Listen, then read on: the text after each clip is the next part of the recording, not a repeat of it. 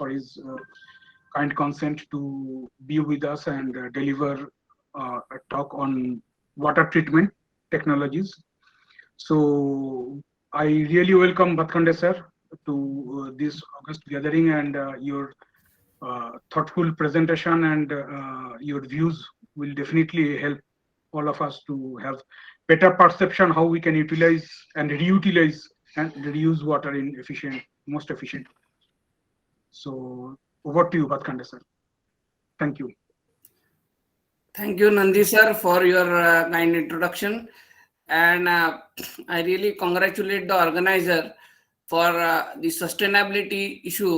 Water is the most important issue in sustainable development, because as we all know that if at all we have to search for life on other planet, people search whether there is a water, then there is a possibility of existing the life. Okay, so with that I will start, and I will share my screen. And a kind request to all our honorable participants to please, you can put your questions on the chat box, and we'll take the questionnaire session at the end of the session. Okay, so you can put your questions in the chat box, or please hold it till the discussion session. Thank you. So is my screen visible to you? Yes, sir, it is visible. Okay, thank you. Please go ahead. So just a brief introduction from where I come from. So this is Vishwakarma University, placed in Kondwa, where we have Water Quality Center of Excellence. So it is in association with Willow Foundation, Germany, and we have facility here of analyzing water for its physical, chemical, and biological parameter. So we are involved with water related activities via this center. So we are doing research with respect to water ATMs, or we call it as water chaos, for community quality potable water service. Suggest treatment strategy for potable water. So many people bring us samples, so we analyze for them, and then we tell them that what kind of water treatment system, if at all domestic water treatment system, you need to adopt. Because sometimes in Pune, it is my experience that people are using unnecessarily RO, and we are wasting a lot of water to the basin. Okay. So depending upon the quality of input of water, you have to choose the water treatment strategy. That is one of the things that we are doing. So also we are advising industries how to treat their water economically and betterly to meet the norms, as well as recycle if required. And we are also doing research on sewage water treatment and we try and see that can it be a source of potable water. So in today's presentation, though it is advanced wastewater treatment, since I know that the participants are not just chemical engineering, but from all over the branches, I will divide the presentation in three parts. One is that we will discuss about the water availability all over the world and with respect to India. So what is the problem with respect to India in terms of water? And then we will talk about the advances in treatment, but more focus will be on what care individually we need to take so that we can improve our living. Okay. So in wastewater, to stick to the title that wastewater treatment, I will break down the wastewater into two parts. One, that is sewage, that is domestic wastewater that is generated, and two, industrial wastewater. And then we will discuss what is happening in India and what is the scope, or what people should do. So many of you would be teaching to the budding students, that they would be going to industry or in their future, they should adopt these things, and that will help uh, for the betterment of the surface water quality, as I call it. Okay. So, in the first part, as I said, we will discuss about the water availability all over the world. Then, what is water available to India, and with respect to our population, and how much we are consuming, and what needs to be done. So we know that out of the 78% of the earth is covered by water. So there is a plenty of water on the earth. Okay. But 97% of it is in ocean. Okay. So whatever the water available on the earth, 97% of the water is in ocean. And ocean water is so bad. I mean, if anybody is swimming in ocean and he needs water, he cannot drink that water, and he would die because of thirst. Okay. So the water quality of ocean is very bad. So we are left with only 3% fresh water. So that is what is the water available on the soil or where people stay. Okay. So out of this 3% water, 70% is into the polar glaciers.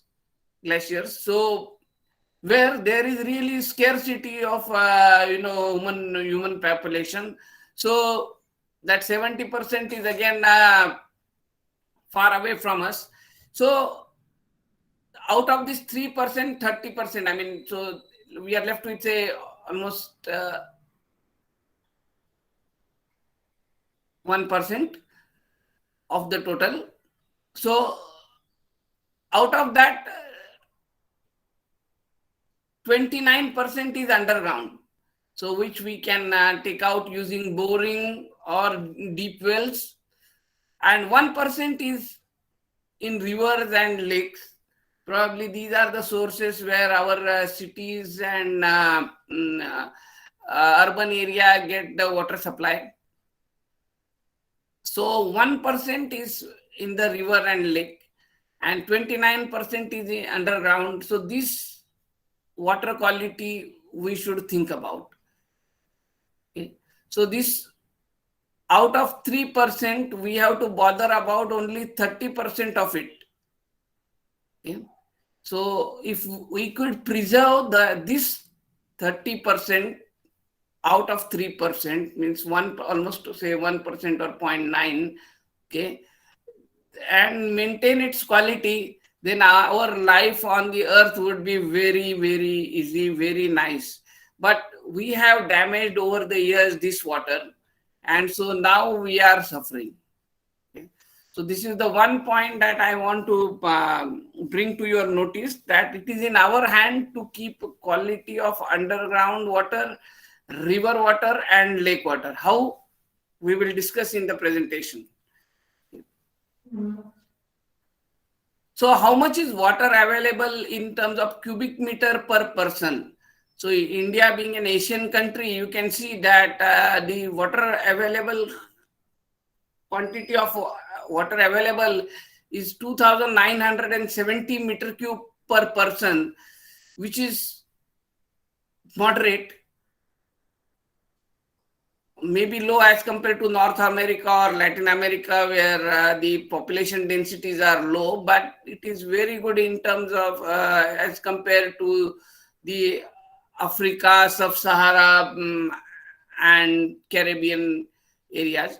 Okay. So you say, one can say that we are blessed with plenty of quantity of water available.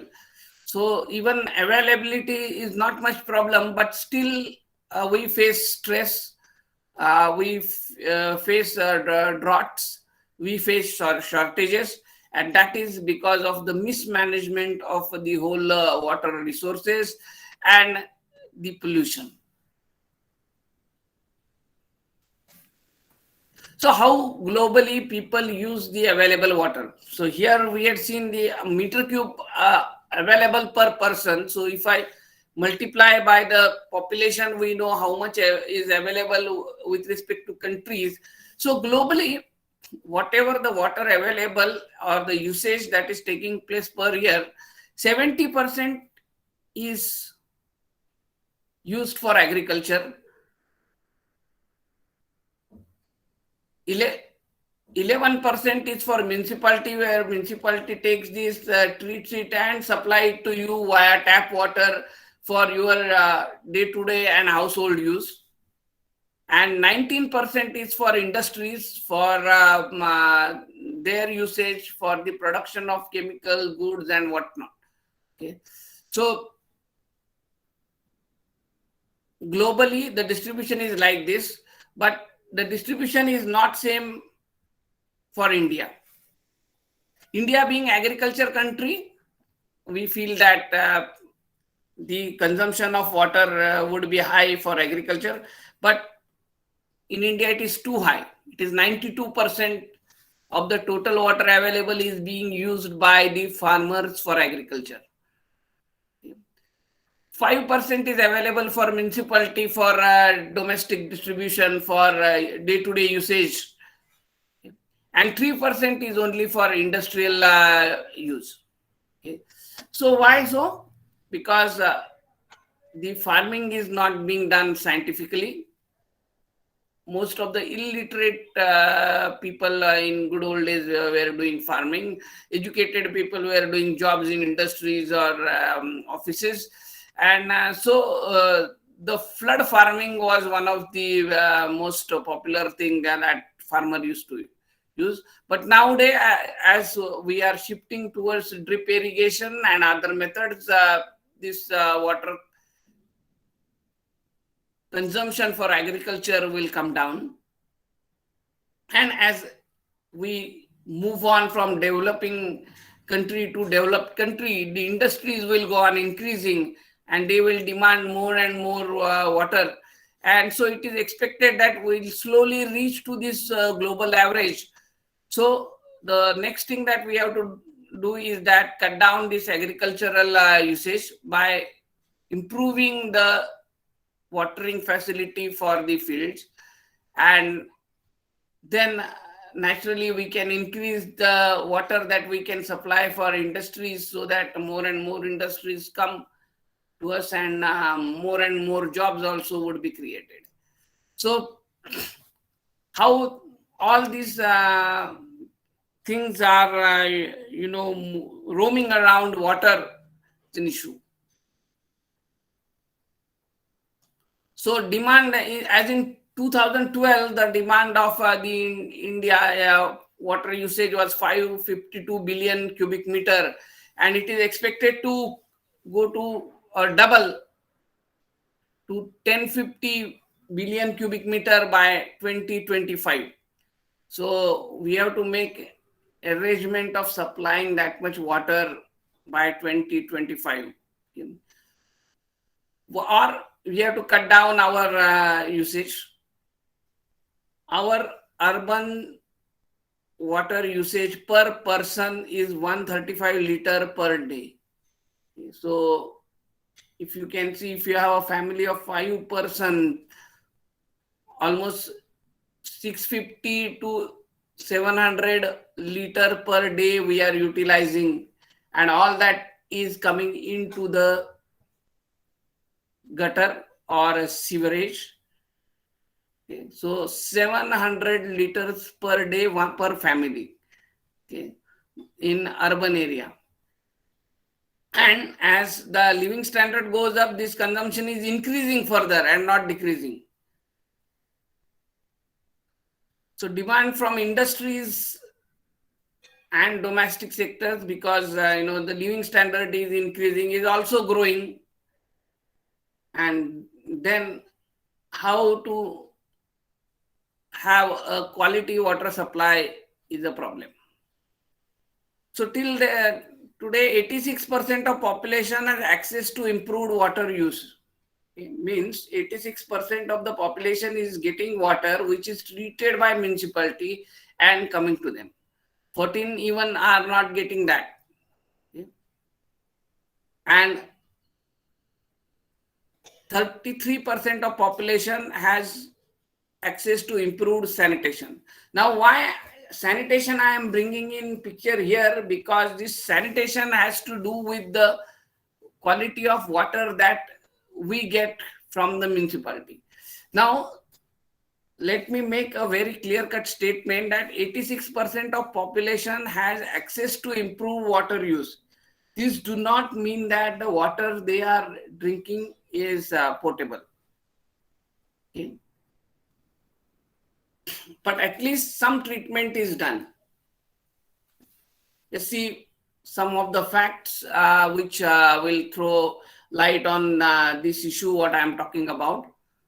More than 3.4 million people die each year from water, sanitation, and hygiene related causes. Okay. So 3.4 million people dying each year, is a greater number. Okay, it is as serious number as the corona cases last year. So one should take this issue as seriously as we take corona issue as well. Okay. So all these death occurs in the developing world more than the developed countries. Okay. So as per WHO, diarrhea alone has claimed 1.8 million people each year. Okay. So all these diarrhea is a waterborne disease, and then these two mean that there is a problem with the quality water supply. 12 million people get affected by typhoid every year. 780 million people lack access to improved water source. Okay, so this is all over the world. And there is a problem of open defecation all over the world as well. So much so that there are more mobiles than the toilets. So that is the situation of some part of the world is very, very serious, and India is also in it. 88% of India's population is using improved drinking water. Okay.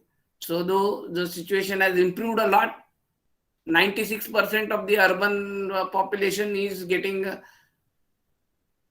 treated water supply. In rural area, 84% of the people are getting the treated water.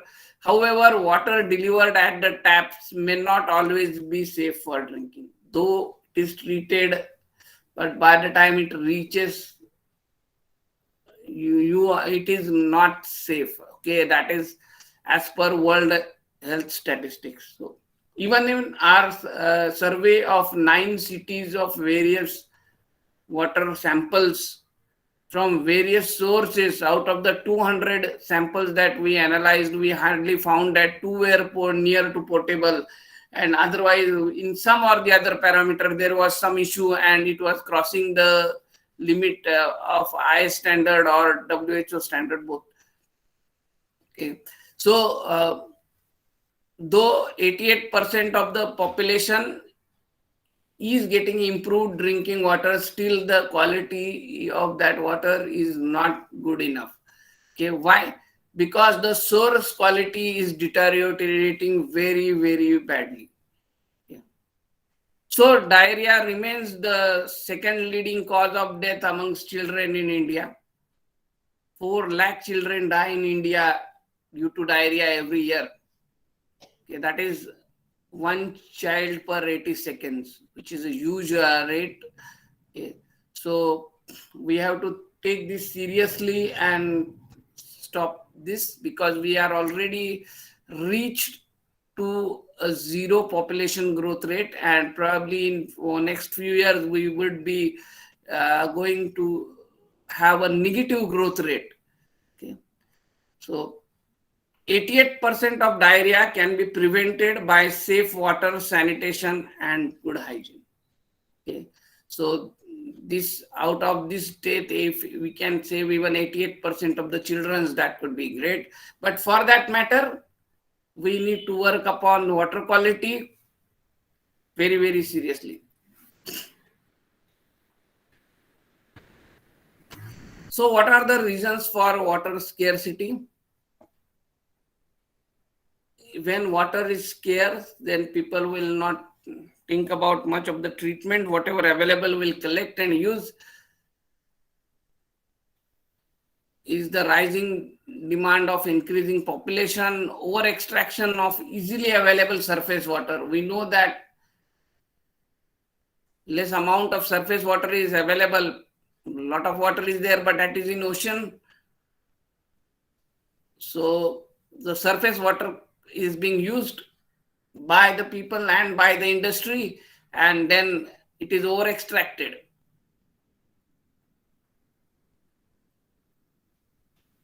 There is a change of climate that is also impacting the quality, and the industrialization bringing in new and new pollutants into the water. So when we talk about wastewater, I said I will not just talk about the industrial wastewater, but first the sewage that is being generated and where it goes. Okay, one should be aware of this, that the water that we use for day-to-day work and water that we use for our toilet and bathroom, that comes into a line, which is, we call it as sewer line, okay, in cities, okay, and it is taken at a central place combinedly to treat, and from there the treated water enters into the river or the lake, or some surface source water, and then from there it goes to our municipality, where it treats and supplies us the water which is for our day-to-day use. Now, if this is bad, then the treatment, however effective, would still remain to have some problems, and then our water supply may not be good. So if I have a good sewage treatment facility, then I can treat it.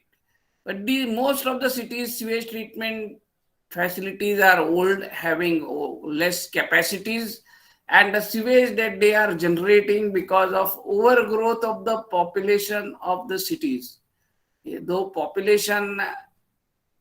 lot of population is shifting from the rural area to cities, okay, to meet their demand of money, and so the city population is growing at much higher rate, and so the sewage production is going at much higher rate. So if we talk about Indian metro cities, 29,000 million liters of wastewater is generated, and the capacity is only for 6,000 million liters. Means you can see that the capacity of sewage treatment plant is 1/5. Now, what is the solution for it? I need to have more and more sewage treatment plants, but then where is the land available to put them? Or I need to increase the capacity of this plant somehow. Otherwise, what is happening? The residence time this sewage is spending in the treatment unit has come down by 1/5. Okay. If I pass the same amount of sewage via sewer through the treatment unit, which is designed for say 6,000 million, and I am passing 29,000 million, then I am passing that amount at much a faster rate. So it is not spending enough time to get the desired treatment. So quality of the treated water is very, very bad. So more than 300 cities of India, which are having more population more than 1 lakh, are completely without sewers. Means there is no sewer lines. So the people may have septic tank, where the wastewater from the toilet, fecal matter plus water enters into the septic tank, and the septic tank overflow goes to the gutter or directly to the soil surface, or it pollutes the surface water in any case. Okay. The water from bathroom and also is also led to open drainage, and then ultimately it meets the river or it is going into the soil. Very few people might be giving it to agriculture purpose. So it is deteriorating the surface and groundwater both.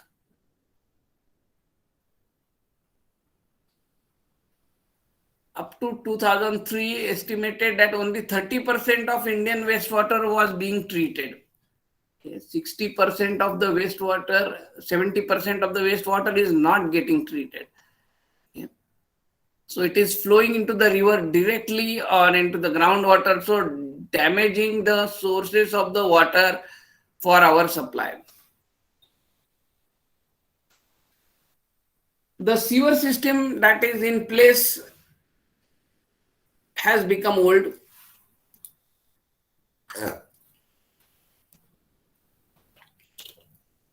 Seriously in bad conditions, need maintenance, need replacement, need new technology. The old sewer lines are like 1.5 meter diameter pipes or 1 meter diameter pipe, huge pipe with maintaining certain slope. They, if there is a corrosion, there is a damage, then the soil and other microorganisms are entering into it, they are going out, entering in. So many times the surface runoff is also entering directly into the sewer lines, increasing the peak loads at points, and then blocking, and the maintenance issues are rising up. The moment there is a rain, there is an issue of choking of the lines, and so repeatedly the sewer lines are giving problems because of this kind of older designs, and they need a replacement. So this is one of the huge problem that our cities are facing, and so the water treatment and the water quality is deteriorating. So one of the major thing what we have to think about in cities in terms of water is what I do with the storm water. Should it directly come into the sewage? Then you know that already my system is designed for X. I am getting a 5x of water supply, and because of storm water now I will get 10x or 20x. Okay. So what will happen to my treatment? Okay. So there should be really separate stormwater line, because stormwater is not that bad water as the sewage or sewer. The sewage water, we call it as either gray when bathroom and toilet is mixed together. If only it is a toilet, then we call it as a black water. So this black or gray water is really having a bad quality, but stormwater may not have that bad quality, so that may be collected separately and maybe be discharged into the river instead of bringing in the load in the whole treatment system. Okay. So, but then the arrangement needs to be made, which is not there in the cities. Okay. So this is one of the major fact that one had to look at it very, very seriously. And whatever existing treatment that facilities that are available, that I will show you the flowchart how the sewage is being treated, and what are the technologies. So these are older technologies which require a lot of residence times, huge lake kind of tanks to treat that water and make a good quality water which can be discharged into the river or for used for agriculture.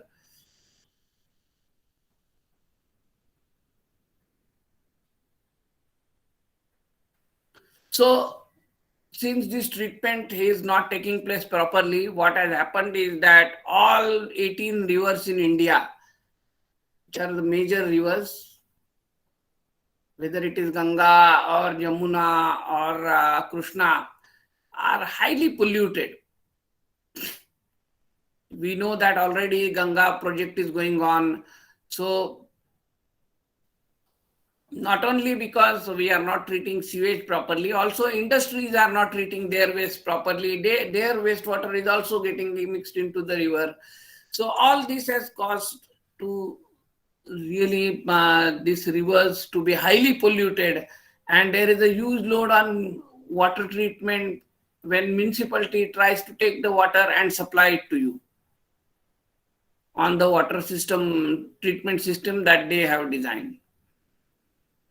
So groundwater is also getting quality is getting depleted because we are leaving some of the sewage water where are no sewers directly to the ground, and that is going down and polluting the groundwater as well.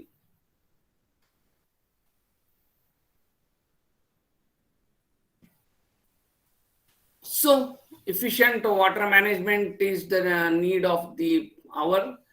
We have to think about the sewage water treatment. We have to think about industrial wastewater treatment. We have to improve both this treated sewage water quality and treated industrial water quality, so that the rivers and the lake water quality remains better. And if that remains better, then further municipality treatment can supply you the water which is of potable standard. Okay. So that the family remains away from the waterborne diseases, and they have a better life. Okay. So one of the things that I would like to suggest, as many of you being this is in FDP, and many of you being teachers in various organizations, that water and environmental related classes to be offered at all colleges, irrespective of whether it is a degree in computer or chemical engineering or civil engineering or even art, to make awareness, and people should know what they should do with respect to water in all sorts of university level, in all education institutes. Okay. So with that, I begin with what is sewage water treatment, and with that introduction, that how to treat sewage water and what advances that are being done or need to be done, or what is to be looked after, so that the treatment could be better. Okay, so mainly we will concentrate on sewage water treatment in the first part, and the next part I will concentrate on the industrial wastewater treatment and the problems associated with that. So this sewage, as the situation stands in most of the cities in India, sewage comes from home into the sewers. So water from kitchen, that may contain food particles, microorganisms, maybe soap, washing soap and excess of soap if it is being used, and all these things. Washing clothes and even laundries, the wash basin water, bathroom and toilets, okay, the flush. And so this toilet will contain fecal matter, which will contain a lot of pathogens. Bathroom water also will contain a lot of pathogens, which wash legs, hands, and all those things will come down into the water. So all this combined together moves into through pipeline into the sewer line. Floor washing also will come into it.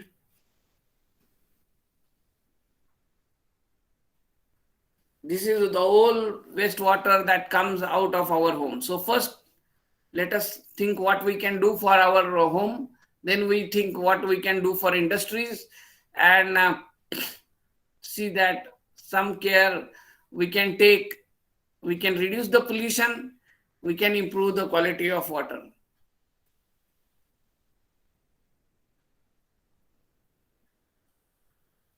So the sewer that contains wastewater or sewage contains solids like vegetable peeling, rice.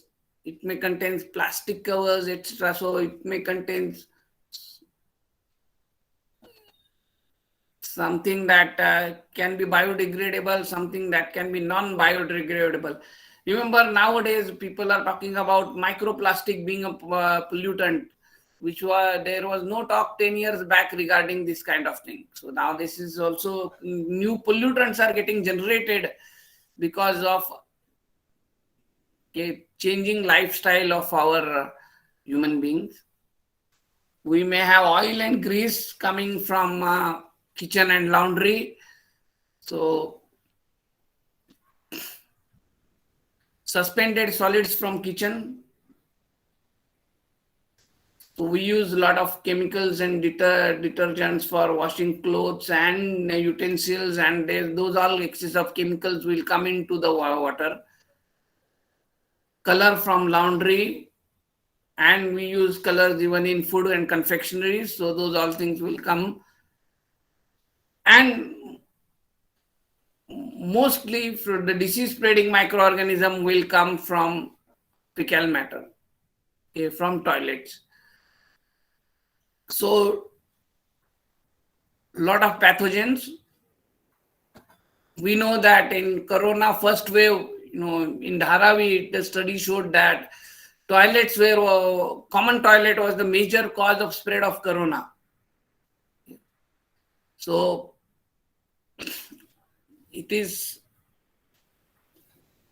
that much important that this matter should be treated properly before that water goes out into the river to stop the spread of the diseases. Okay.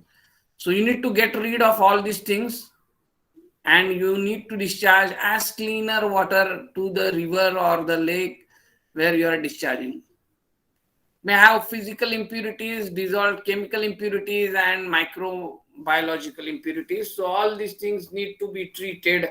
So this is our problem now for sewage water treatment, that you have physical impurities, we have chemicals, we have microbiological impurities.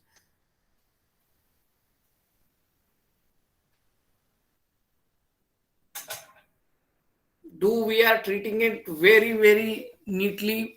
No, it is still a distance dream. So we are damaging the environment. Environment means we are damaging soil, we are damaging the water, and we are damaging the air. Okay. So that is called as environmental health, okay, which is in danger in India, as the WHO says. Okay. So 1848, the world saw great awakening regarding the sanitation. People stopped open defecation and started using toilet, but we were unfortunately under the rule of Britishers. We were late to respond to this, but maybe by 2005 there is enough of sanitation awakening,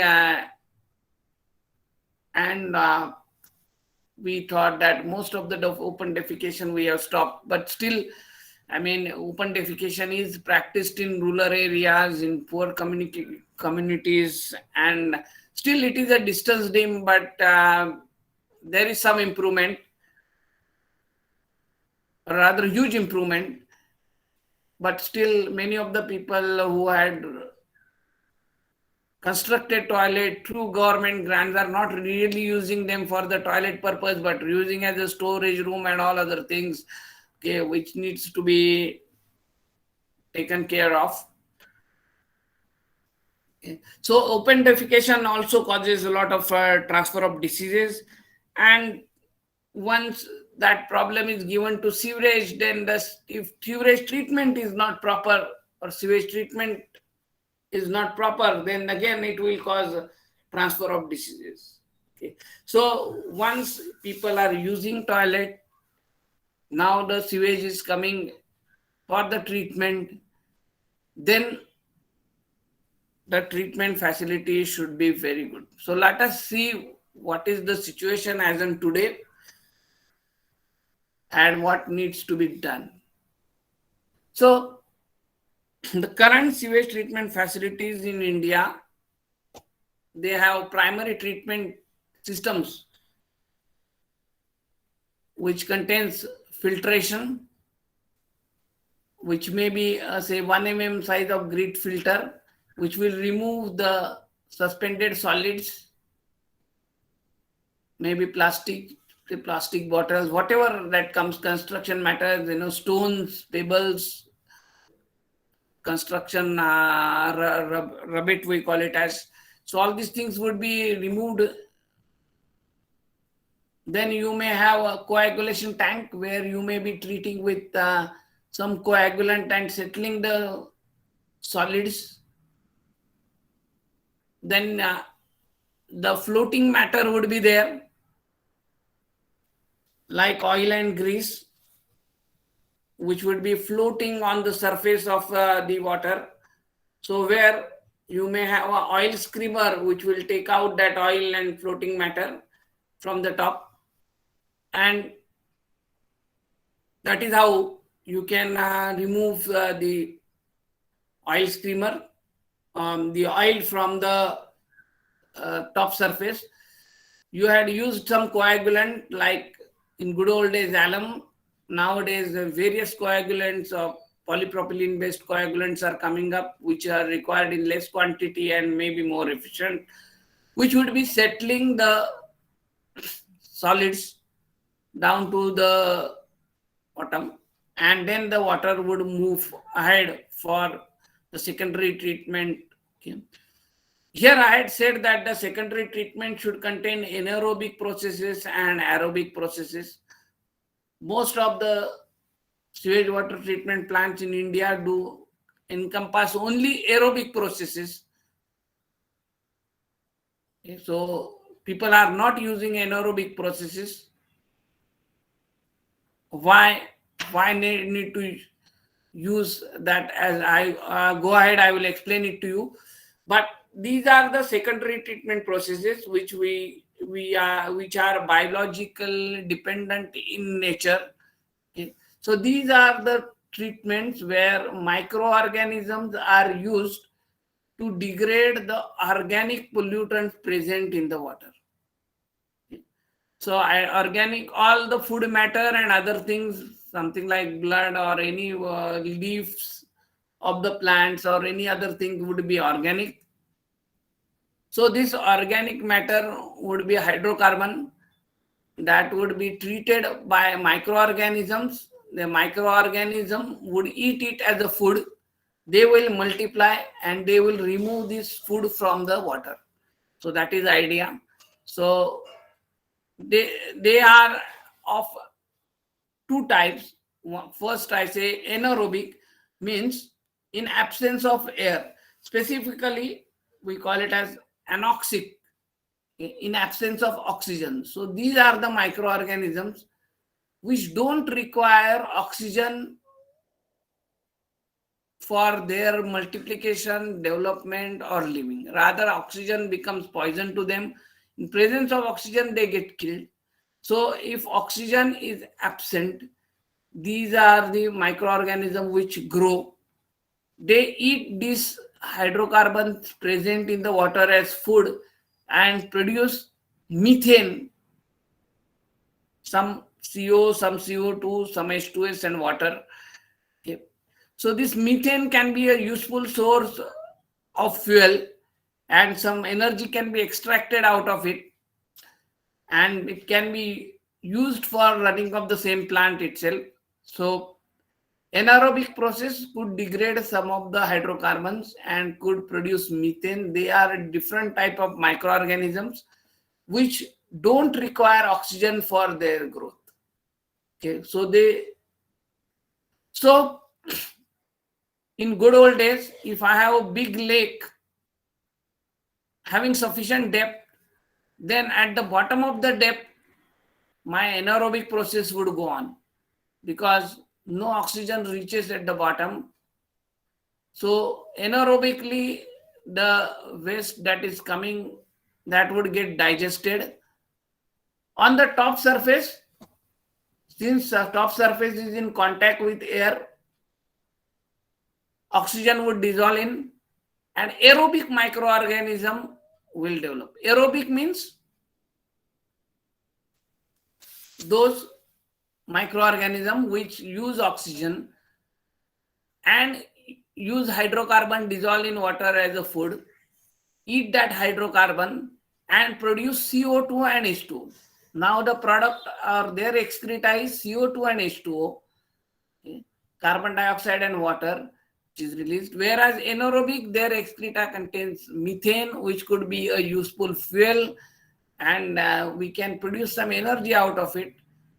So in a good old days, in lagoons or lakes, if the water is kept there standing, at the bottom there would be anaerobic process, on the top there would be aerobic process, and with a longer residence time, the hydrocarbons in the water will reduce to sufficient quantity, and then the water going ahead would be given to the river or to the agriculture purpose.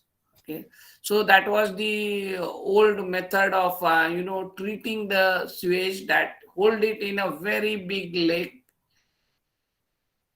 So nowadays the improvement has come, and people had shifted from maintenance of anaerobic was a problem, so they have shifted to more of a aerobic kind of thing, where you can pass oxygen surface via compressed air via bottom or surface aerator fans, and treat and reduce the hydrocarbon at much a faster rate than just in the bigger lakes, and then give it ahead. But then this water going ahead, though settled, may contain some microorganisms. So if at all it is to be given to the farmer for agriculture purpose, even our farmers do not utilize gloves or gumboots and other things. So they are directly exposed to this water when they are working in the farm. So it is better that some chlorine treatment is given, or some treatment is given to kill the microorganisms present in that, and then water is to be further given to the agriculture. Or you need to use something like ultrafiltration, or so some means to remove the microorganisms, so that the farmer's health is not at stake. So now, moving from the lakes to a much simpler system, because lakes and all could require huge areas, huge volumes. We talk about something like, say, 6,000 million meter cube per day of sewage. Okay, then if I talk about a residence time of few days, then what is the volume of the lake that I require, if at all anaerobic and aerobic process to take place? Okay. So from this kind of older designs, now moving ahead, the designs of the sewage treatment plants in most of the metropolitan cities now are like this, that they have a primary treatment unit. So you have a screens to remove the solids. Then the water moves ahead.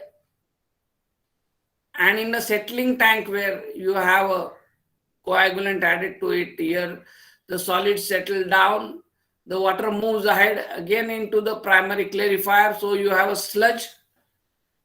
So this sludge goes to the disposal or further treatment, can be very good source of fertilizer, and the water moves ahead. So here you can see that air is bubbled through it. So mostly aerobic process. So the hydrocarbons are eaten by the microorganisms, CO2 and H2O is produced, and hydrocarbon free water goes ahead. In a clarifier, the microorganisms settle down. Some of the microorganisms are recycled back. Some of them go into this solid waste. stillage, or the along with the sludge for drying, so where they will die because of absence of water, and the clear water moves ahead. Now, if it at all, it, as I said, that it is to be given to the agriculture, it needs some chlorine treatment so that leftover microorganisms are killed, and the food as well as the farmer coming in contact with water should not get contagious diseases because of the microorganisms present in the water. Okay. So even this is lacking in some areas, needs to be done. Okay. So this is what at least minimum expectation from sewage water treatment plant. Okay. Now, the expectations are it should remove the hydrocarbons as much as possible. It should remove the microorganisms as much as possible. And these are the expectations. For that matter, you need certain staying time into the reactor. So this, if I call it as an aerobic reactor, this is a settling. I need some residence time into it so that this separation occurs properly, and what cleaner water moves, or this hydrocarbon digestion, eating occurs properly. I need some residence time of saying these kind of things. Yes, residence time of few days. So even if I talk about residence time of few days, then you can imagine what are the sizes. So what technology has to do to work on this issue and reduce the sizes. One of the major problem in the cities, as we are increasing the quantity of sewage, the cost of the land is also very high. So even if the municipality has money enough to duplicate the plant, if my sewage load has doubled, okay, I don't have land to buy. From where I get a land to put up such a huge lakes and such a huge treatment tanks? Okay, so this is a problem. So as a technology, the other solution is that increase the rate of degradation, double or triple it, by improving the existing reactors. Okay. Use some novel treatment technologies, revamp these all things. You can't get a land in cities, huge land in cities, as you had already had some, and that is already occupied by the plant. So the only thing is that in the same plant you play around and improve the rate, improve it. If you double the rate of degradation, you can process quantity of water double than what you can, what it is designed for. Okay. So this is one that technological challenge that we talk about, and I will tell you some of the things that we can do to do it. But you have to at the same time remember that how I reduce the load on the whole system. So how I can do it? I use less water. Less water would be coming into the sewage system. That is one thing. Unnecessarily, I will not waste water. Okay. Unnecessarily, I will not flush. Okay. So the water will go on coming into my water. Okay. Storm water, there has to be perfect arrangement in the cities so that this whatever, when there is a rainy season, this water quality should remain the same, because there is plenty of water in the river. But if this is the sewage is not getting treated, because the sewage that was coming, which was say 30 meter cube per day, now suddenly it has gone to 300 meter cube per day, then the whole system will fail. Okay. So there has to be some separate arrangement that sewer lines are not getting any storm water, and where the storm water is going. Okay, there has to be a way or path which is being destroyed in the cities, and so we see a lot of problems in city like Pune. Okay. Small rainfall causes a lot of vehicles to be drawn from certain area at another place, and cause clogging of some roads, and overflows of sewers getting choked, and the water rushing on the road. So how this can be stopped? So first thing, that another thing, that consider stormwater as a separate problem, then there won't be any problem to the sewage treatment plant. Now one thing, that but already we are getting more sewage than what we can treat. So now the next thing, as a technology, improve my treatment strategy so that I can treat more sewage per day using the same plant. How to do that? Okay, so for that matter, first I will introduce what is now one by one unit into the sewage water treatment. That is, one is that filtration, where you filter out the solids. So water passes through such a kind of screen, and whatever the solids are collected here are removed, maybe later on by JCP or so, regularly, and they are going to the solid waste. So here you are already generating a lot of solid waste, and screens like this, it's vertical, this is at certain slope, and water moves ahead.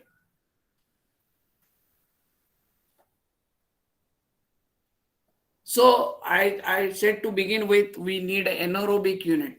So what is the importance of anaerobic unit? Because when the COD is high, so if I have very high COD or hydrocarbon content in water is high, the rate of degradation of using aerobic process is low.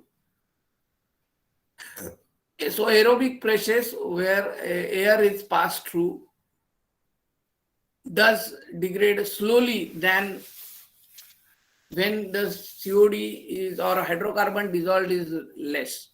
Okay.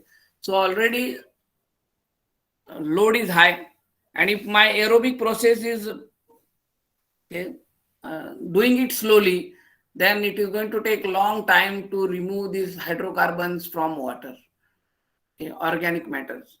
And day by day, my hydrocarbon in water is increasing. And there are some chemicals that cannot be removed using aerobic process. For example, if there are things like blood in the wastewater, now from where the blood would come? Now you know that when there is a city, there is a town, there would be slaughterhouse. So the fellow may be killing the animals.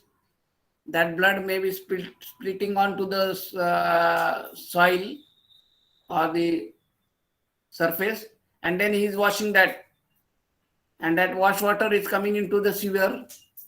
Now there would be blood. There is a hospital waste that is coming into the sewer line. There would be blood. So these are difficult to get treated aerobically. That could be treated very easily anaerobically. So some of the chemicals which are not easily degraded by aerobic process are degraded by anaerobic organism.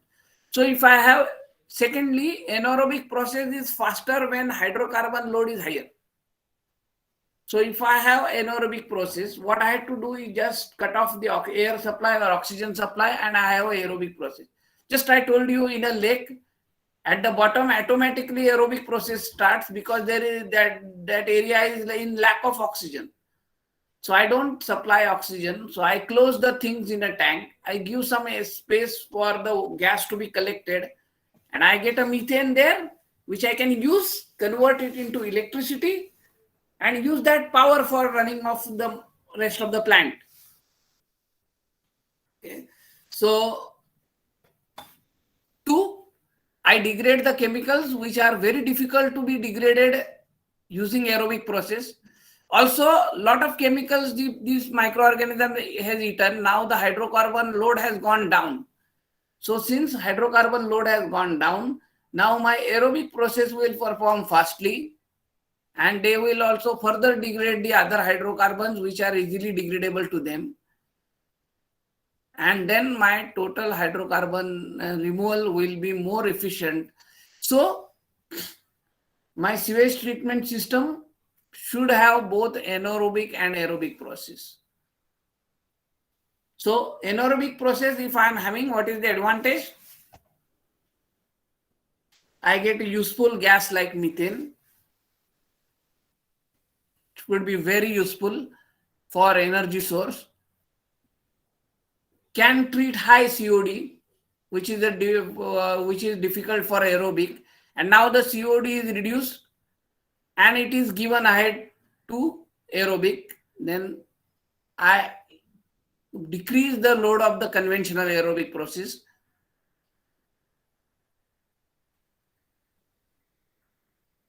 But it is slow process than aerobic. So I should have partly anaerobic process and then I should have aerobic process. So how the aerobic process look like? As I told you, anaerobic is a closed tank. Aerobic is an open tank where from the bottom you pass air and microorganisms spread all over, in presence of oxygen, degrade it and release CO2 and H2O to the surrounding.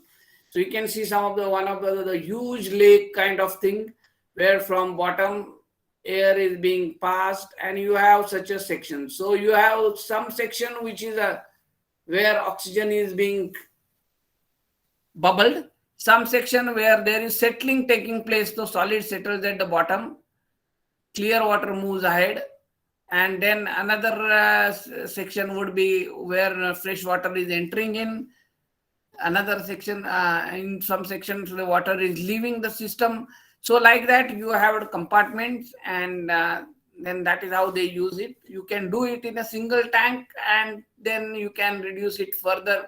You can have at the most 2 tanks with a clarifier, then you can further reduce the land required. So how then these technologies, which had taken a lot of space and lot of area, now you just imagine how I can duplicate such a huge lake. If at all I had to increase the capacity or double the capacity, so is a problem. So now we will see what can be done if at all I have to improve this. So aerobic processes, commonly part of all sewage water treatment systems. Though faster than aerobic, still slow process needs high volume of the tank.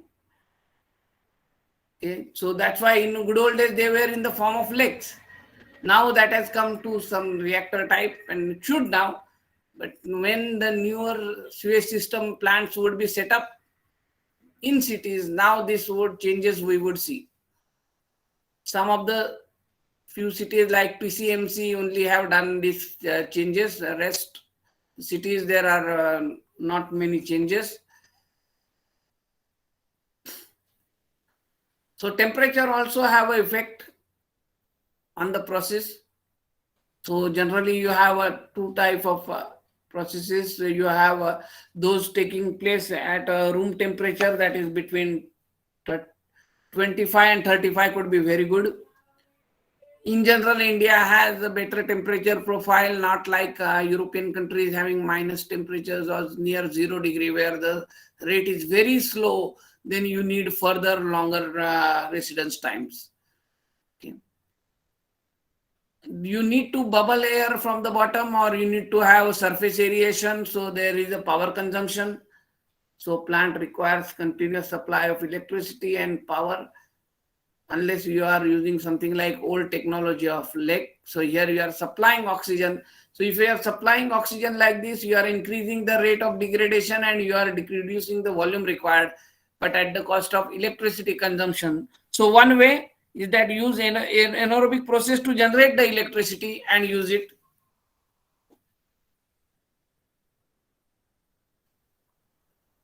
So when the treatment is done, then you need to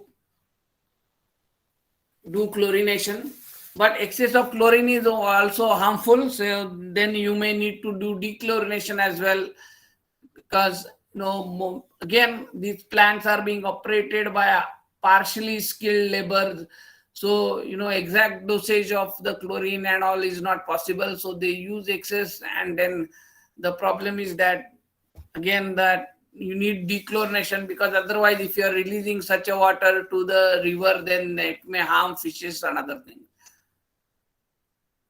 You may need a final carbon filtration to remove, any leftovers of hydrocarbons or dead biomass.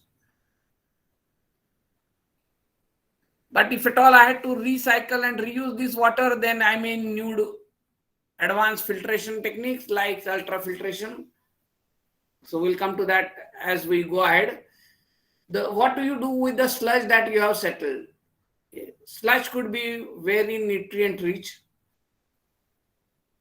So you can use it as a fertilizer by drying, spread it on the land, dry it, and use it as a fertilizer for the farmer. Or it can be incinerated after drying. It can be good fuel as well. It can be composted, could be good manure. It can be also a food for the birds like goose, or fish food where artificial fish growing is taking place. The treatment of disinfection or killing microorganism, the method is chlorination. Most common, low cost and effective. You can use chlorine gas, you can use sodium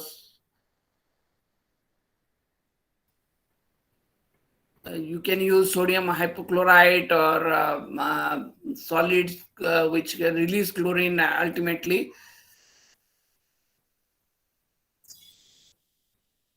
But its residue could be harmful. Another way of disinfection is using UV light.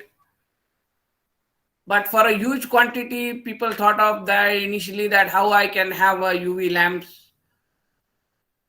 But what UV light does is that on a UV light,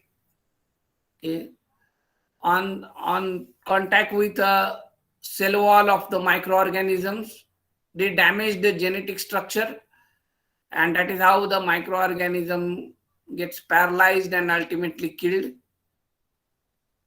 It doesn't use any chemical, so it's only light that is acting onto it. So no need of post-chlorine treatment. That is another thing. Water taste will not change because there are no chemicals added. But there is high maintenance of these UV lamps. And with a huge water quantity, how to handle it is a problem. Another way of killing microorganism is ozone treatment. So ozone is O3, oxidizing molecule. So when released to air, it decomposes as O2, so that it is less harmful, but it is to be generated at site. Okay. And ozone, the contact of ozone to the human being, the skin is really harmful. So it is to be done with a proper plant, and then disinfection is much better. It is more safe than chlorine, but has higher cost, and it is to be generated at site. So you need to have an ozone generation plant there. Okay. So why we need to do all these things? Because I want to use this water. Okay. And why I need to use water? Because after rainy season is over, if there is no water anywhere, there is always water in the sewage line. Okay, because we use water, and that water will come into the sewage. Why I can't take it back for my farming or any other purpose? Okay, so that treated sewage could be most reliable source of water. Okay. Need it. So we need to have a better sewage treatment. Now to better it, I need to improve the technologies. So as the topic suggests, advances in water treatment technology. We'll give you some I will discuss some suggestions regarding the advances. So as I said, anaerobic process is must. So first add anaerobic. So you have feed coming in, you have active zone here, you have digestation going down, you have scum layer, and you have gas going out. Okay, this is the conventional one.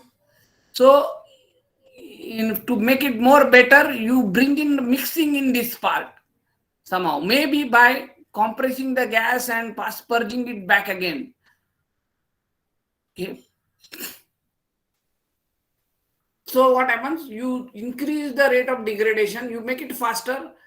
So you make it faster, then in the same volume, you can treat more sewage. Okay. So first, convert existing aerobic plant, part of it to anaerobic, part of it to aerobic. Then to the anaerobic plant, improve its rate by bringing in the mixing. Maybe you can use such a modified anaerobic reactor. So you can see that here, so-called as gas collection zones or baffles are added. So a lot of baffling would make all the microorganisms to stay back on the surface of the baffle. There may be perforated one or like this. So you have a lot of microorganisms staying back everywhere, and the reaction which is only taking place at the bottom now takes place everywhere. And this kind of shape also helping in disengagement of the gas, and you have a biogas coming out from here which you can use as a fuel, and you can generate energy out of it. Okay. So we call it as sludge blankets. Make them present everywhere, and you have a much better improved rate, much less volume. So you are now treating much more waste in the smaller unit. Okay. So instead of the conventional anaerobic processes like biodigester, just a tank and a dome, now you are supporting with internal modifications so that the rate of degradation increases. Now, anaerobic, first people were not using. First I say that use it to then improve it by changing its internal modifications. Now let us look at aerobic, where you are blowing lot of air. So you have a water which is after settling a biomass coming in here. Here in first tank you are mixing the microorganisms and it which are recycled from this settling tank. And then it is moving ahead, and where the air is bubbling. So air bubbles, so you have air plus microorganism plus hydrocarbons plus water. You have CO2 and H2O going to the air. It's going to the settling tank. The microorganisms settle down. They are part of it recycled, part of it into the solid waste. So that goes as a solid waste. So water moves ahead. Now either you have to use chlorine treatment, or you have to use UV light or ozone, kill the microorganisms, pass it to activated carbon, and then give ahead for the treatment. So people are, even this is being not done in many places, and water is released like this. Okay, still may be contaminated with some microorganisms. If I treat chlorine, then I have to take care that excess of chlorine has to be removed. If I use ozone, I remember that I have to have more cost. If I use, then what? Let us see. So first, can I now increase the residence, reduce the residence time in the aerobic process, or increase the rate of degradation in aerobic process? So I want reaction happening everywhere, then this can happen. So this can happen if I have microorganisms everywhere. So I can use some packing materials like this, which can hold the microorganisms on their surface, and they keep on floating in the water and moving, roaming here and there because air is passing through. So they are getting tossed up and they go on moving here and there. Okay.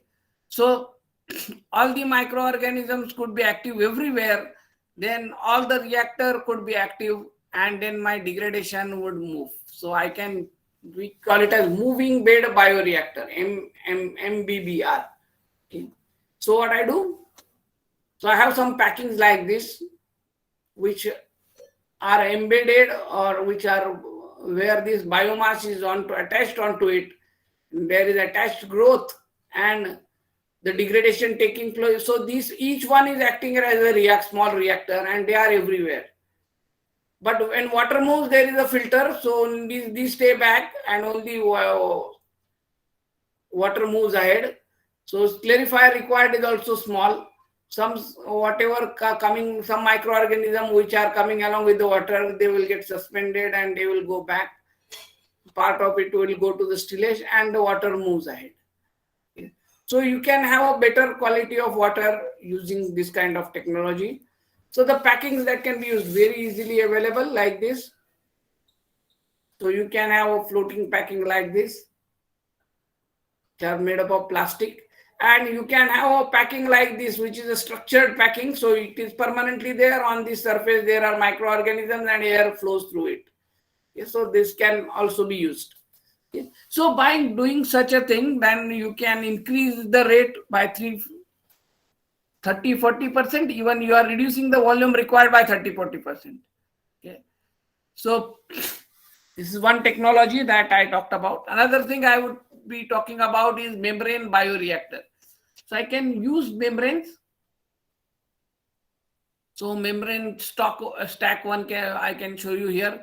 So what happens as the water is meant to flow through this, okay, the solid biomass will be on the outside surface. So a lot of biomass is there, a lot of hydrocarbon is there, and a lot of degradation will take place outside the surface. But through these membranes, only water will move in, and clear water can be coming out directly as a product, free of solids, free of microorganisms, and hydrocarbons removed. Okay, so I can add this inside the existing reactor itself. What water I am getting would be absolutely of very high quality.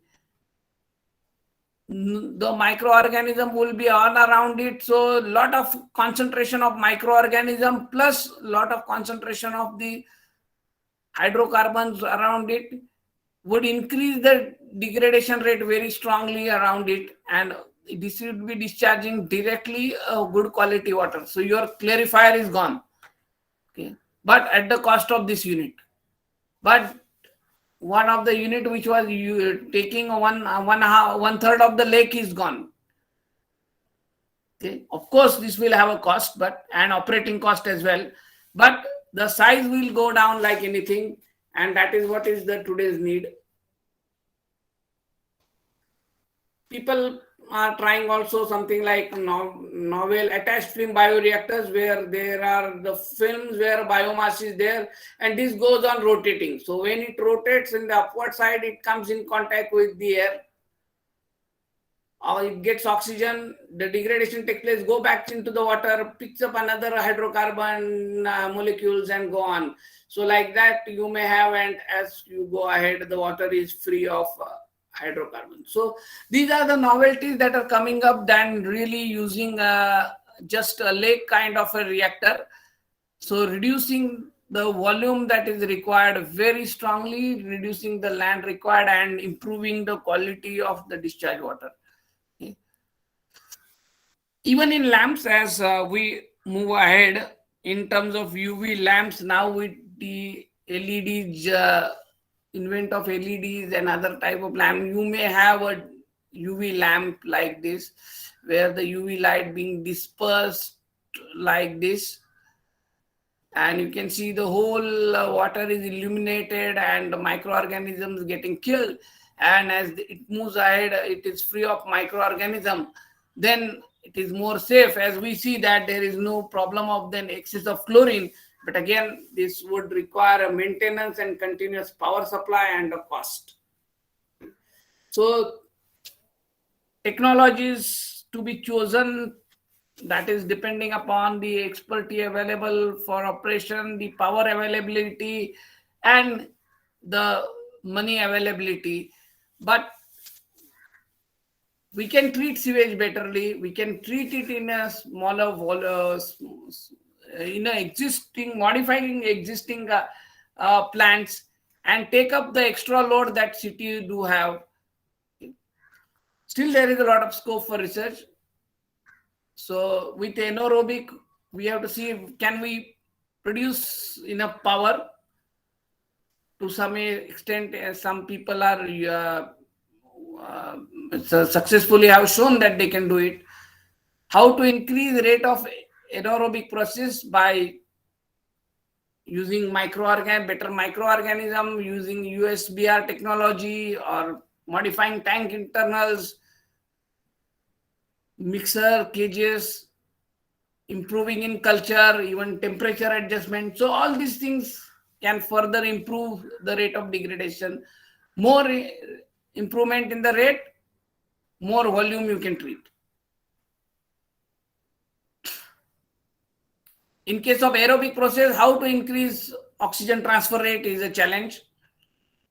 And how to reduce the power consumption is also one of the issues. So one way is that you may use RDC, rotating disk contactors, is also one of the solution. Okay. So this is regarding sewage water treatment. Move on to industrial wastewater treatment. I think I'm left with further 10 minutes. Okay. So I'll take 10 minutes for industrial wastewater treatment. So this industrial wastewater should be separate, should not be coming into the sewage. That is one thing that all industry to be notified. Now EP has become strong enough in India only after Bhopal gas tragedy. And now industries are more looking after their waste more properly. So India generates 44 million meter cube per day of wastewater via industrial waste. Okay.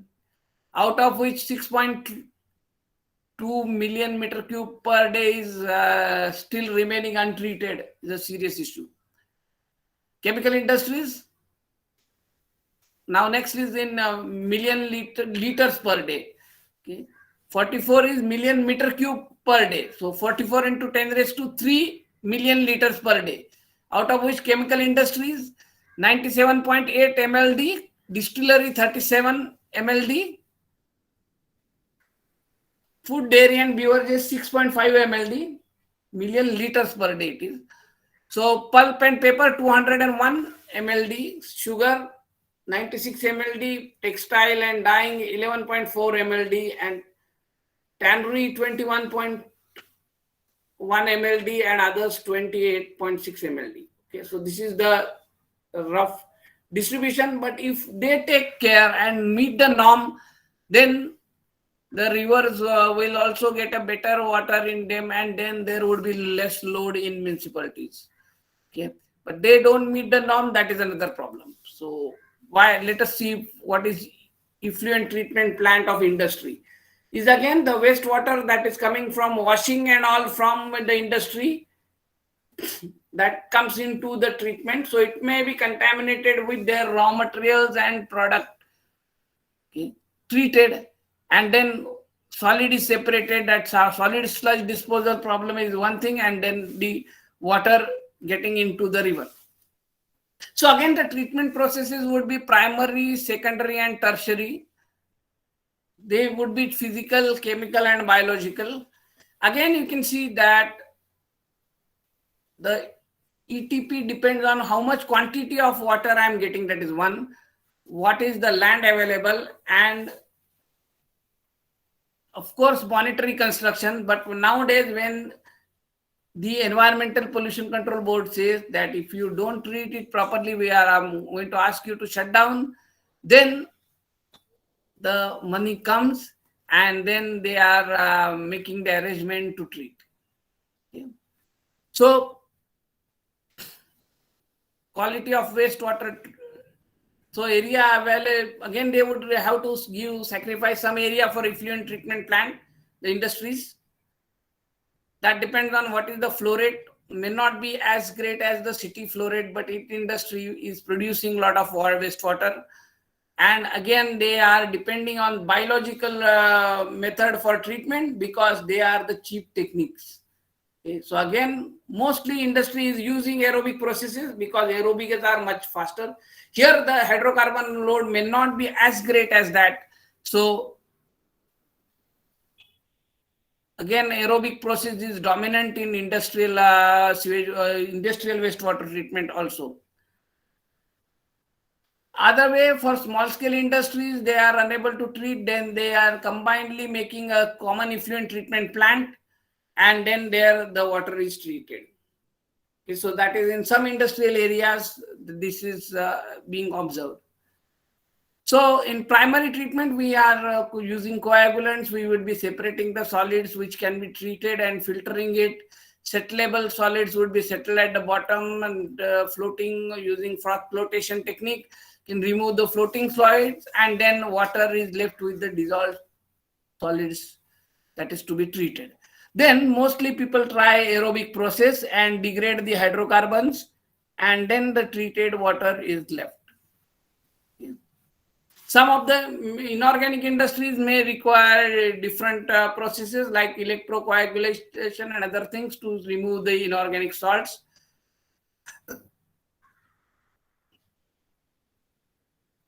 So some of them would require chemical unit processes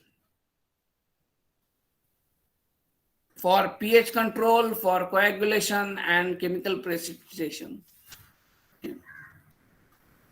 So pH you can adjust using sodium hydroxide, calcium hydroxide or CaCO3. For alkaline waste, you may use sulfuric acid or HCl, but both are corrosive and both you have to ensure that no excess of it enters into the water. So alum was used in good old days, and FeSO4 was used as a coagulant. Nowadays being replaced by polyelectrolyte, PP based coagulants, which are required in less quantity and they are giving better efficiencies. Okay. So flocculant may also be added to remove the colloidal solids. Secondary treatment, again, biological units, industries, since their waste quantity would be less, then they won't go for anaerobic process. If the quantity is very high, then they go for anaerobic process because then they aim at some generation of some power. But otherwise, mostly aerobic process is common, and you have degradation using aerobic process. But after that, you need to check the quality, and you may need a tertiary treatment. So whatever the suspended solid stills are there, they can be removed using a coagulation method, and then you may give a treatment of chlorine to kill the microorganism, and then to remove the remaining chlorine, sodium bisulfate may be added to remove it, so that you are discharging chlorine free water. Okay. So this is a flow chart of effluent treatment plants, similar to sewage treatment plant, but you can see that there is no anaerobic unit. So you have preliminary treatment, then primary clarifier, then aeration, then secondary clarifier, then you have disinfection unit, and then you are giving the final effluent. So this is a general one, but if the industry, it may be industry specific. If you have in inorganic industry and you have heavy metal and salts is the problem, then there would be instead of aerobic tank, you may have a coagulation unit and electrodialysis unit and so on. So again, challenges: aerobic bioprocesses are commonly used. Treatment is cheaper, but there are some chemicals which are refractory. Refractory means they act as a poison to the microorganisms, like say phenol. Then I need to treat and remove phenol prior or extract phenol prior before I give it to aerobic process. So I should be analyzing my waste properly. I should know what my waste contains, and accordingly I should adjust my treatment strategy. Okay. So analysis of the industrial wastewater is must, and then knowing what are the chemicals into it, I had to see the treatment strategy. There are some microorganisms which are product specific. They can eat some of the chemicals which cannot be eaten otherwise by common microorganism. So if that is so, then I need to bring such a strain, grow it, and use it. For example, if I have peroxide into my wastewater, then I can use microorganism peroxidase containing microorganism, peroxidase enzyme containing microorganism, grow it and add it into my aerobic tank so that it will grow and eat that otherwise a poison to microorganism. Okay, and make other microorganism eat other hydrocarbon waste and make this aerobic process success. Okay. So to have this aerobic process success, I should have a good thorough understanding of what are the microorganisms, what are the chemicals that are present in my water, analyze it, and then properly select the microorganism strata. Okay. And accordingly, if I treat it, then my process could go to the success. So there is a need for proper biomass in the bioprocess. Challenges, norms are changing. Sometimes, initially the 200 COD may be allowed. Now it has come to 100 COD. Then that removal of next 10% of COD would require high volume. So this is a challenge. So some chemicals are refractory. I had to see then which are refractory. I had to see how I eliminate them so that my bioprocess is effective. And ultimately, when I expand and I grow in capacity, the local authorities say that you can use this much water only, but we can permit you to expand, but we won't give you double the water that required. Then you need to recycle the water. Then you need finishing technologies.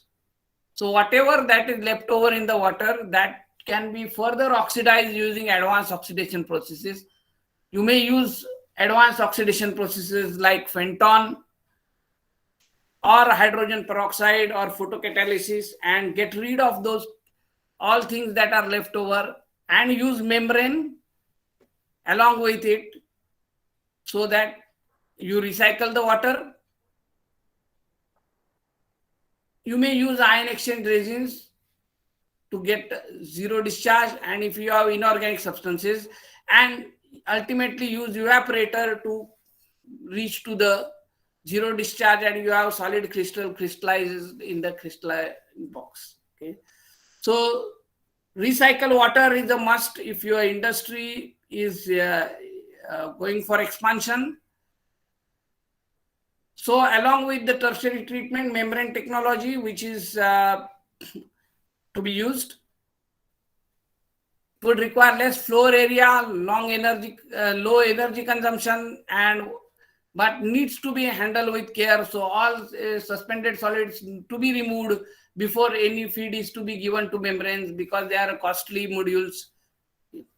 Another thing that is common in India is common effluent treatment plants. But if there are homogeneous industries, then they work good.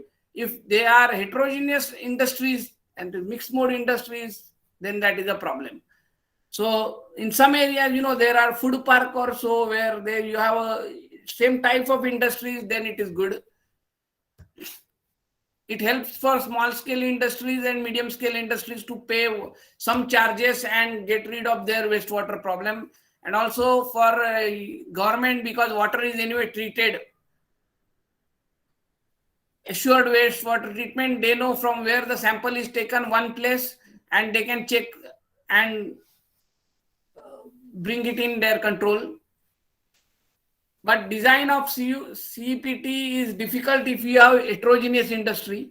That too, if you have industries like pharmaceuticals, then the waste contains antibiotics and other things. So that may create a problem. So there is a need of segregation of that waste. Otherwise, the biological processes will not work if I have antibiotics in my wastewater. Okay. And costing is always based on quantity of water and the COD and TDS and other things. okay, which may be an issue of conflict in small scale industries, which need to be sorted out. Otherwise, for small scale and medium scale, the CEPTs are better. Okay. With that, I think it is 10:43, so I will stop here and I will take the questions. I would be happy to take any questions coming from you. I'll stop sharing. Thank you, sir. Thank you for such an enlightening talk. So it is open for discussion. Participants, please go ahead. Hello, Dr. Bhatkhande, sir. This is Dinesh Bhutada here. Yeah. Sir, there is a recently one means like Pune Municipal Corporation is posing a compulsion on all builders to reuse the water from sewage treatment plant actually in the construction purpose basically actually. And as this is a current need and even the current situation of Mula Mutha river is not so good even after having a 10 sewage treatment plants which are running on aerobic like processes like the activated sludge process. Okay, so sir, what is your opinion about what should be the practical way out here, at least for the city of Pune, if we think? Yeah. And anaerobic processes are not there in the Pune city as of now actually, and there is a scope to develop those things actually for the at least sewage treatment. So how the like city should grow and like what should be the practical approach here to recycle, reuse, and maintain the rivers also to the best of their like levels actually? So now there is a dire need of discrete sewage water treatment plants. Okay, so what they are making compulsory for builders is that it is like a small village. If anybody is building a construction of say 500 flats or 1000 flats, okay, so treat your water there itself and use. So one way is that even if I improve my septic tank, so instead of having just connected to a sewer, I have some septic tank where some residence time is given to the septage, and it is properly designed in the sense that the water coming out is free of any solid contamination. Then that can be done with a very small easy trick into the septic tank design. So the only water is discharged so that only water is going to the water treatment line and not the sewage. Okay, still that will benefit a lot and will reduce a lot of load on the cities, and that is what is now the intentions would be, so that further load if my sewage treatment system cannot take, then whatever the new coming such schemes are there, they need to treat and use the water. Now if this water is free of any contaminated solid, then that can be used again for flushing. Okay. Not only for construction, but even for the once the construction is over, for the whole society for flushing, and even for if you are using for garden a drip irrigation, then giving it to the ground. So that is what will be coming up in future surely. Thank you, sir. Thank you very much. So there is a question from participants, Dr. Barua. Is a personal or private wastewater treatment plant for single household at smaller scale economically and practically feasible, so that the same water can be used? Please repeat it. Small scale, personally, can anybody make a wastewater treatment plant? Can it be made feasible so that yes, the same water can be used again and again? Yes, it is possible. So you can have a smaller plants.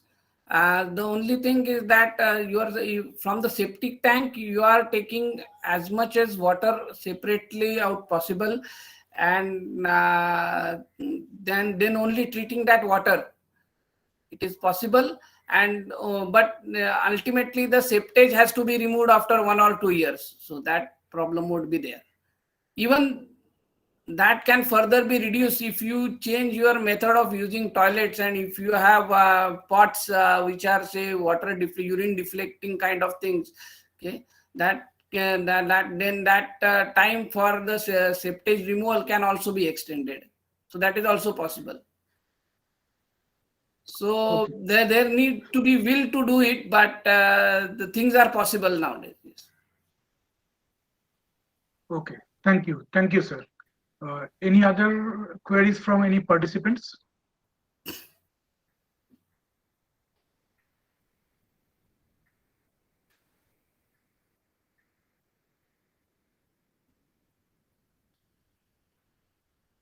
So I understand some of you may not have that. You can type your in the chat box. You can type your questions. We can compile it also. So if you are unable to communicate in two-way mode.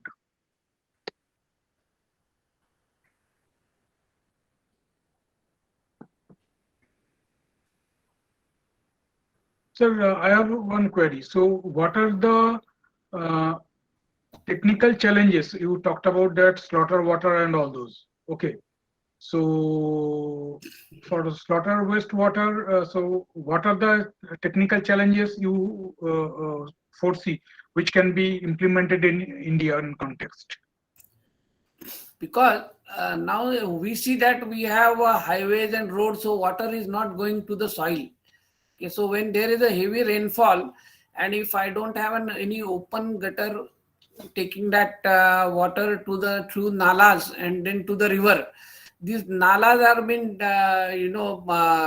eaten out by the builders, okay, illegally, and then you have no discharge way of the storm water. So that's why the storm water entry into the sewerage has increased.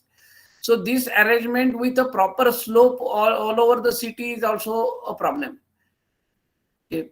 So how to re-establish this stormwater discharge is the need of the hour, but you face, so we face a problem when the problem should not have been there. Otherwise, there is a water would be diluting the pollutants. Rainwater is not that harmful, but here what is happening that it is increasing the peak load so much so, and there is no intermittent storage facility available on the to the sewage treatment plant. It is decreasing residence time very strongly in the degradation process, and that is a huge issue. So stormwater, there is a dying need that was we do something for it, and see that it is discharged to the river properly, like Mula and Mutha, and so all these nalas are there which have been vanished. You need to reoccupy them. True, sir. So total ecosystem need to be developed in better fashion. And in this context, Dr. Swapnil Kamble asked an interesting question: what domain or area should be taken up for research in wastewater management? So that also talks on that, how to manage that thing. So your thought on this. So what domain or areas should be taken up for research in wastewater management? So now for very expanding cities like Pune or Bombay, instead of depending on the centralized water system, one may have to depend on a discrete water system. And I understand that when these in the cities to the larger builder, when they are sanctioning FSI, they are taking some land from him for some common purpose like library or building some station, bus station or so. Instead of that, that land can be used for the sewage water treatment plant, smaller plants. And at least that treated water if now moved ahead. Okay. So that could be one thing that could be useful. And sir, another query I have that definitely, as you rightly mentioned, that anaerobic we need to focus because that is need of the hour. But the odor and all those issues. So how we can mitigate those aspects? Yes, I did not get your last sentence. Yes, I did not get your last sentence. Okay, the fouling odor for anaerobic system.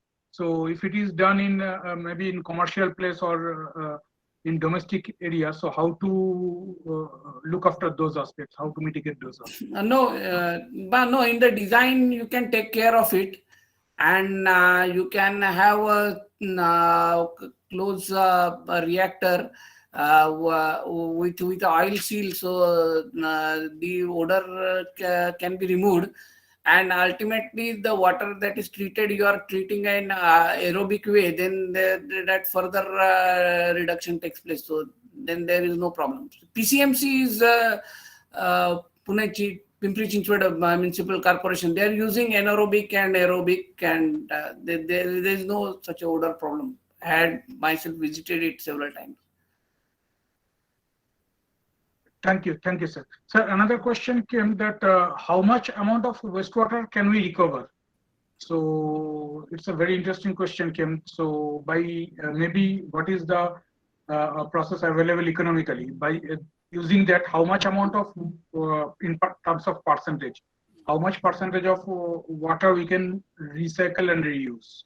So forget about recycle and reuse. At this moment, from the waste available, 1/3 can be treated in such a manner that I can get agriculture grade water, not for reusable, but at least I can give it to crop, or I can give it to river where fishes and other things will further, eat the things out of it, and then it would probably, and since it is exposed to sunlight and moving all the way and dilution taking place in the river, that would become dilute.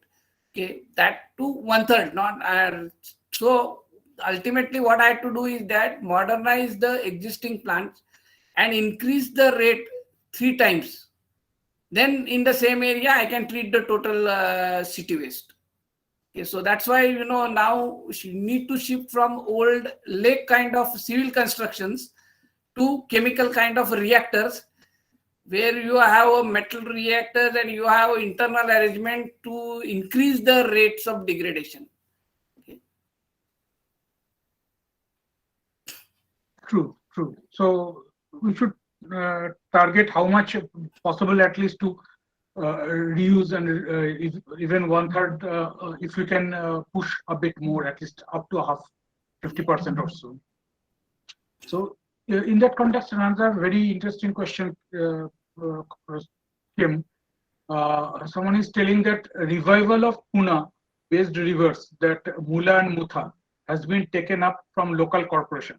Right. But that is opposed by ecologists who believe that the methods will be harming the local natural community.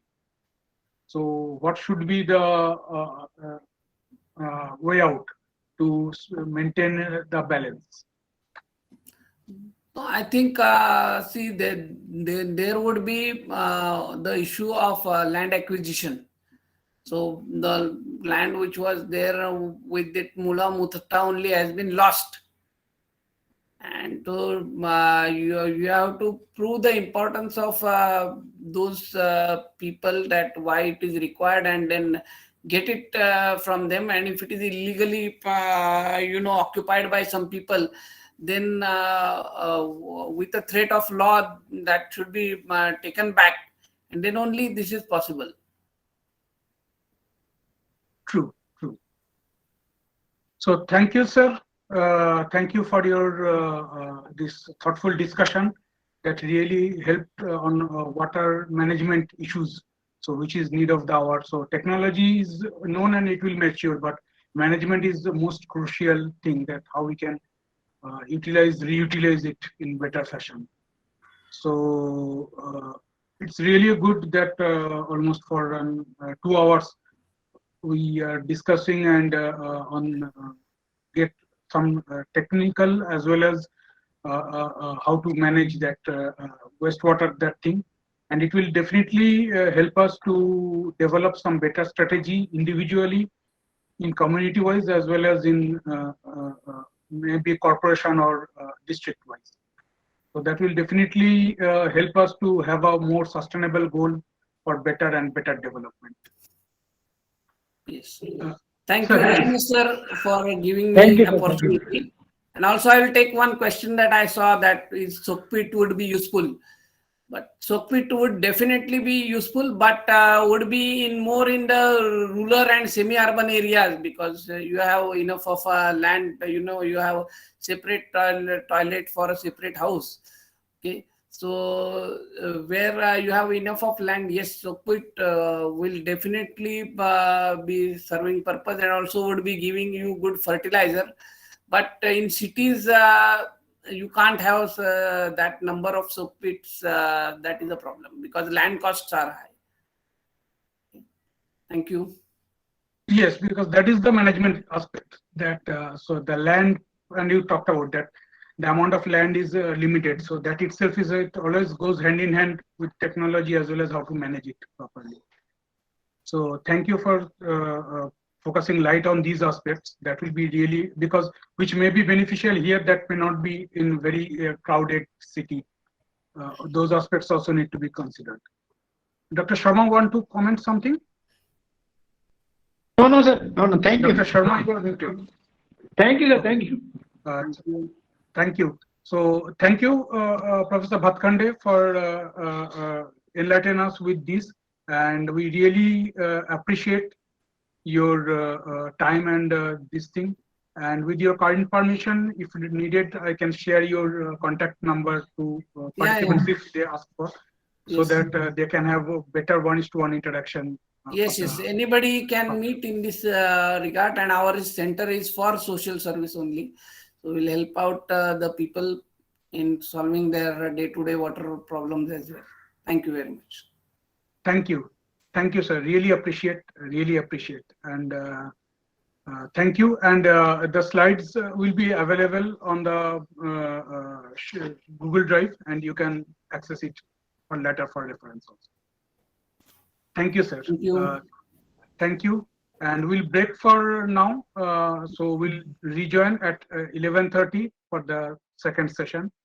So please have a cup of tea or